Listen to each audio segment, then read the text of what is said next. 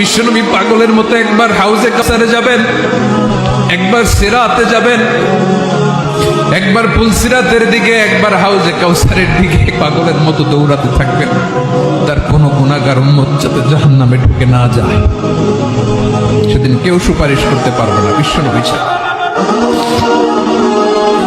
এজন্য 5 নম্বর আল্লাহ বললেন, মান যাল্লাযী ইয়াশফাউ ইনদাহু ইল্লা বিইযনিহি।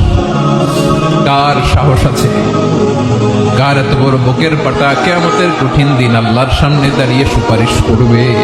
কারো ক্ষমতা, কারো ক্ষমতা নাই। বিশ্বনবী সেদিন সেজদায় পড়ে উম্মতের জন্য কাঁদবেন, সবাই কাঁদবে, নফসি নফসি, আল্লাহ আমারে বাঁচাও, আল্লাহ আমারে বাঁচাও। বিশ্বনবী বলবেন, উম্মতি উম্মতি।